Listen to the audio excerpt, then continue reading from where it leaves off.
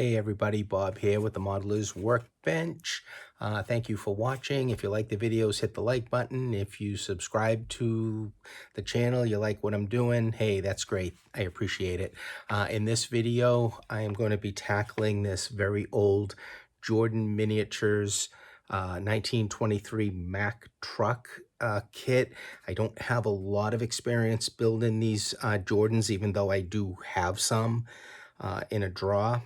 This one, again, came in an envelope rather than a box, so I think this is probably older than the ones in the box. So yeah, let's get over to the bench and get this done. All right, so inside the little envelope is all the parts here, and the instructions, which are 2 pages for such a small little kit, right? And it says all parts are made of 10ite 2 plastic. So I am going to use a combination of liquid and the gel cement, plastic cement, to get this stuff together. I'm going to take one step at a time. And it looks like step 1 is to glue the oil pan. Well, it must be the oil pan to the inner frame, which looks like this piece right here. So there's the inner frame. You can see where they've got the photo, well, the drawing. The inner frame goes this way, and the oil pan would get glued on top of that. So yeah, I think I'm going to get certain assemblies together, and then get to a certain point where I would start hitting things with primer. And then it looks like there's some flash that needs to be cleaned up on some of these pieces here. So what I'm going to do is get the oil pan on the inner frame, and then it says you've got to bend the intersection around to, which looks like this here, these springs, which is right there. Bend that around that shape. So I'm going to do that step right here, and then we will move on. Alrighty, so that front piece here, what I did was I put it down against the glass. My workbench has glass on it, and I touched the front part right in there with my Tamiya extra thin, and once that was dry, you curve these pieces around, and one side at a time, being careful not to get your finger on any area that you're going to touch that cement to. I would just hit a little bit of the cement and then hold that for a few seconds, and then I let that sit for a bit, and then flipped it over and did the other side. So I've got the pan and those front springs section put on, and then this piece here, which was a little warped, but I put my heat gun on it on low for like 30 seconds, and then bent it straight, and it definitely straightened it a lot compared to what it was out of the package. This had to be cut 1 inch in 31/30 seconds. So what I did was I used my digital calipers to get that length, and these 2 ends here are going to glue in here, it looks like, up against the front, so it would be kind of glued together like that. So I got to get that done, and I started to glue the front hood assembly. It's in 2 halves. So I glued that together. I have some very fine modeling sandpaper that I will sand the seam and get that seam to disappear. So, yep, the next step, we'll get this together. Okay, so the frame sits in back of this piece here, so that was cemented in. And the hood, the 2 hood sections, which I did start to sand to get that seam, and when I get a coat of primer on it, I'll be able to see more sanding. I'm using these, I'm using like a 400 grit sandpaper to start to get that seam down. And then the next step, it looks like this piece here is the bottom of the seat, and that'll get glued on that. And then there's a cushion that will get glued on top of that, flush with the back of this. So that is the next step to do.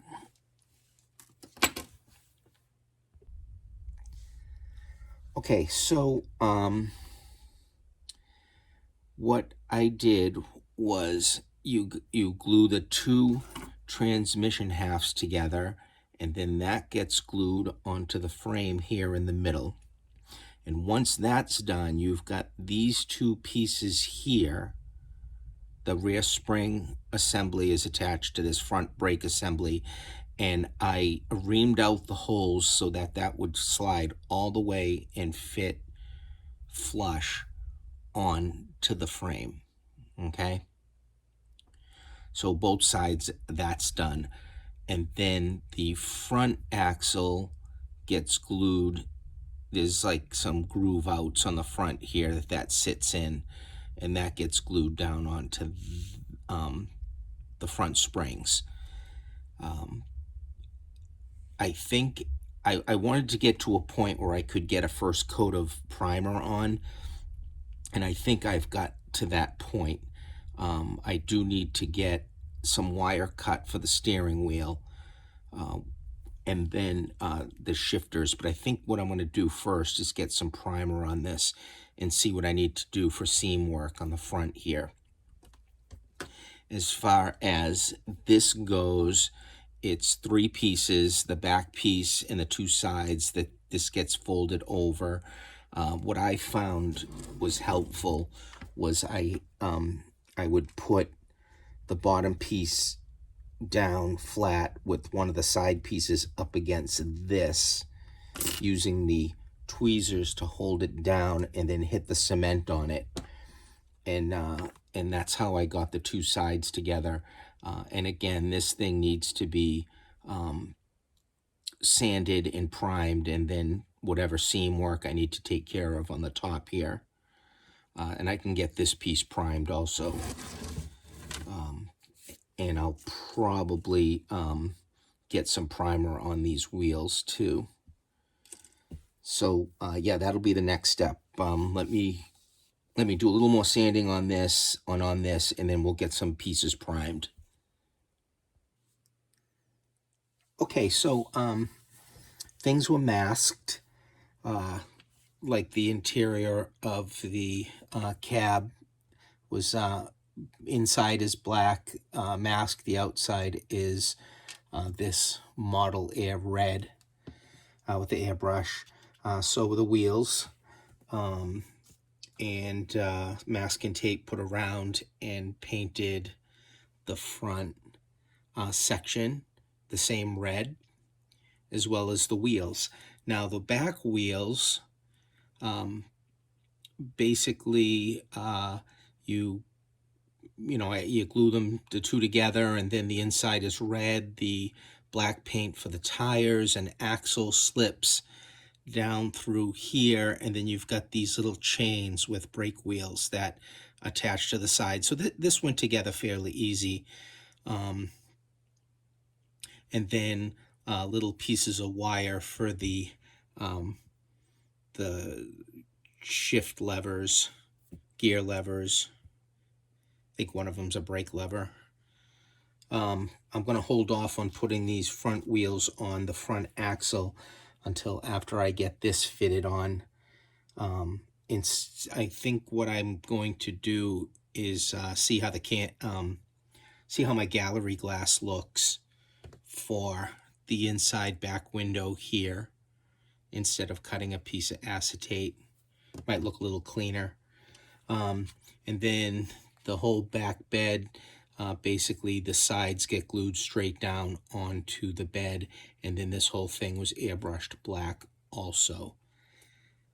And then once the cab surround goes on, we can glue the back section on here.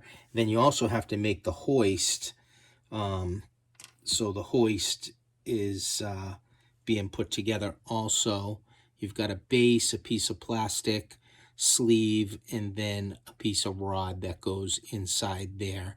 You can have it in the open or dumping position like that, or the flat position. I'm going to hold it down in the flat. I'm not going to have it up high. Maybe the next one I build, I'll do it in the dumping position. So let me put some gallery glass on the back window here. That's got to dry. Then I can fit that in here. And then I'm thinking I'm going to paint these chains back here a rust brown. Okay, so nibbling away at this Jordan kit. You know, I don't know much about the history of these Jordan products. I'm thinking that, you know, all of them that I see come in that little white box, and this coming in this little envelope, that this is a pretty early version, maybe, of these kits. I'm thinking they probably redesigned it to make it a little easier, because some of the stuff I had to do, like bending these pieces here, was quite difficult. And also, like it asked to cut the little emblem out of the piece of paper to make the Mack logo on the front. It wants you to cut this little piece out. What I ended up doing was I went online and I looked for the old Mack logo, and I put it into the Lightburn software and cut out on my laser cutter some paper that is a little thicker than regular paper. I always look at the paper products in like Michael's or Hobby Lobby. It took me like 5 tries to, you know, mess with the burn settings, and I was able to print something that was only 2 millimeters in diameter for the logo on the paper, and then I cut that out, but it's a lot thicker than this paper here, so I glued that logo to the front, and then the fenders I got bent up, and I'm just been kind of painting and putting some rust powders here and there on the kit. I had forgotten to put the steering wheel in when I put this cab enclosure, so I used my tweezers and got the steering wheel put in, and then I just kind of put like a black wash over this. So far this is where I'm at with the Jordan kit, and then you know, this piece here will have to get weathered. Before I put the bed on, you've got to make this piece here for the the hoist mechanism that lifts the bed up and down. So this has got to get glued behind this cab enclosure, and then that'll give me the spacing needed to put the bed on. So I'm nibbling away on that. I had talked earlier about the primer, that I wasn't like super, you know, satisfied with the Vallejo primer. The the company or the product that I couldn't remember the name earlier was this like Stynal Res. I think it comes from Badger Products. This is the primer I wanted to give a try to. It's water-based. I like to. There was some good reviews of it, so I figured I'd try this out. And I have to tell you, the price isn't bad. I got this on Amazon. It came in a 3-pack, so you have like the black, gray, and white. Primers here. So yeah, it says Badger Airbrush Company. So I'm gonna give this a try on my next project and see how I like it. If I like it better than the Vallejo. As an aside, building this Jordan kit, I can't say they're the easiest things to do. At the same time, I've been working on a military model because I like to always advance my skills. And this is a 142 scale military model, which is a lot easier than the 187 Jordan.